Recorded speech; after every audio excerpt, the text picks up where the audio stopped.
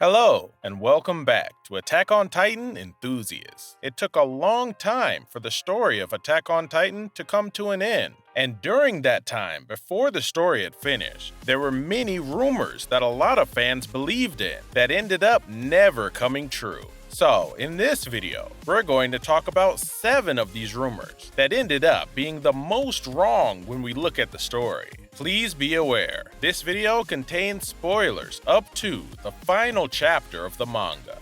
Number 7. Jean becoming commander. Jean was a member of the 104th class of cadets along with the main character Eren, and graduated 6th in his class. He and Eren were sort of rivals as cadets, always talking bad about the other and getting into fights. During the early part of the story, there was actually a rumor that Jean would end up becoming the next leader of the scouts after Erwin. This was mainly based on the scenes we have of him and Marco together, where he's being told that he's suited for the position of commander because he's not a strong person and can understand the feelings of weak people. Since Marco died so early on, people thought that maybe these words he had said to Jean were really important.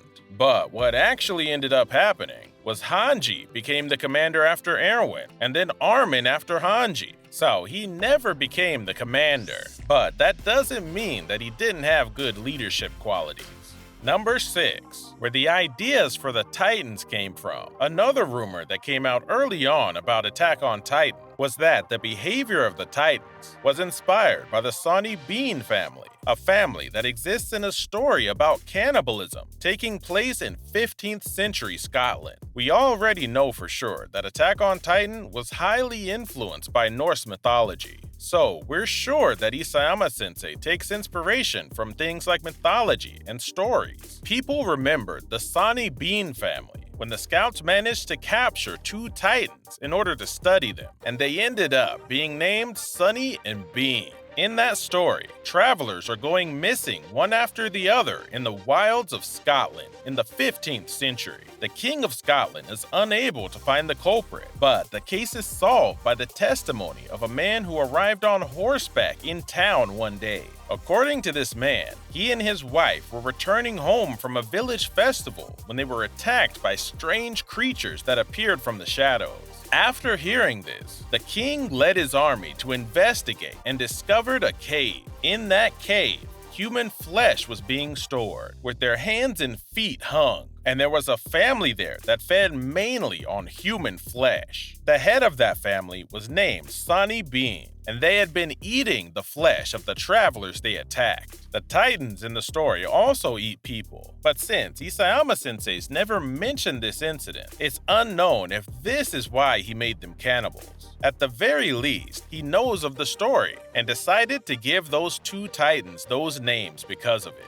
Number 5. The Devil of the Earth. When we first hear the story of how Titans came to be, we're told that the founder Ymir made a contract with the Devil of the Earth. So, what was the Devil of the Earth? People had lots of theories about it. One of the most popular was that it was an alien that had come from a planet where resources were scarce, and so it landed on Earth after discovering it was abundant in resources. After that, he meets Ymir, and by making a contract with her, succeeds in creating Titans. But it turns out there was no demon of the earth, and there was no contract. It was all Marleyan propaganda. Ymir had actually gained her Titan powers when she fell into a giant tree, and a glowing creature that looked similar to a centipede or the ancient Hallucigania attached itself to her. It looked nothing like the illustration of the Devil of the Earth that we see, and she didn't really have a choice in the matter.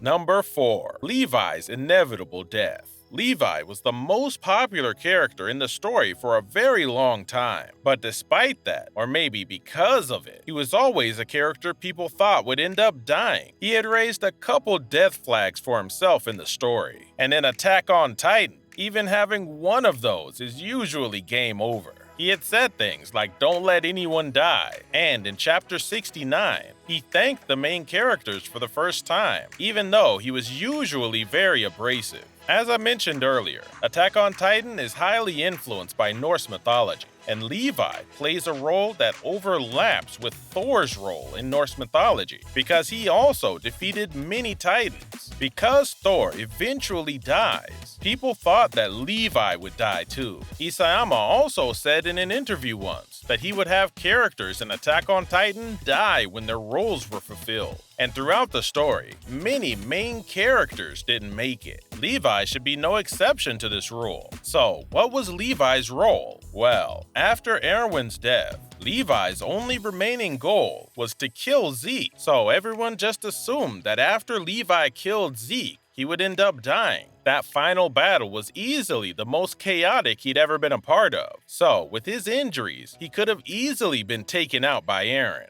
But for some reason, Isayama-sensei doesn't kill Levi. Even though all his friends from his generation are gone, he continued to survive.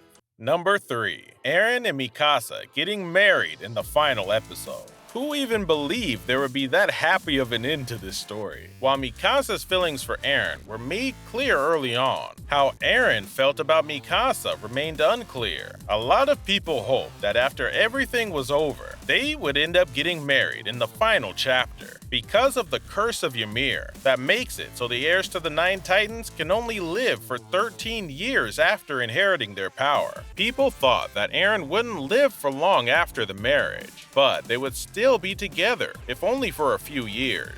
What actually happened shocked a lot of those people. Towards the end of the story, Eren tells Mikasa that he's always hated her. Mikasa cried after hearing this. And Armin, who tried to fight Eren, ends up getting beaten to a pulp. Not long after that, Eren just straight up becomes the final boss, and Mikasa has to kill him. We did get to see that Eren and Mikasa would have lived out the rest of their days together peacefully if he hadn't triggered the rumbling. So it wasn't completely wrong. Also, in the last chapter, Eren says how he really feels about Mikasa, and he actually did love her and wanted to be with her, which surprised even Armin. One of the last pages of the 34th volume shows a woman who looks like Mikasa, spending time with the man in front of Eren's grave who could be Jean. So it's possible that Mikasa and Jean got married eventually. Number 2. Mikasa being able to rewind time. Another rumor that was popular for a while was Mikasa secretly being able to regress time, like a protagonist from some isekai manhwa. Mikasa often suffered from mysterious headaches. People thought that this happened when she went back in time and then returned to the current timeline after things didn't work out. There's also an OVA focused on Mikasa, where she hears herself saying that if she doesn't like this reality, she can try to start over again. This happens when she thinks Eren's died in his first fight against the Titans, and the OVA shows what would have happened if she hadn't have gotten kidnapped. This seems kind of similar to what happens in chapter 138, where we see what would have happened if Eren hadn't activated the rumbling. So far, I think this is the only one people could actually try and make an argument for. Number 1. It was all Eren's dream. We see this a lot in manga and anime, where some big event happens and it turns out it was all a character's dream. One of the most popular rumors that ended up not being true was people thinking that the entire story was just Eren's dream. The way he sees Mikasa from chapter 138 in chapter 1 as he wakes up and then cries even though he can't remember what he was dreaming about made people think that instead of it being just a loop between chapter 138 and chapter 1, it was also a dream. So, other than the Titans coming inside the walls and Eren inheriting the founding Titan, everything else was a dream. There was a similar situation in Love Alternative, and Isayama-sensei has admitted he's a huge fan of that series, and that it influenced him while making Attack on Titan. Alright, besides the last two, I can't say that I ever believed in any of these. If there are any interesting conclusions you came to in the middle of the story that didn't end up being true, please let me know in the comments. Thank you for watching. I hope to see you again in the next video.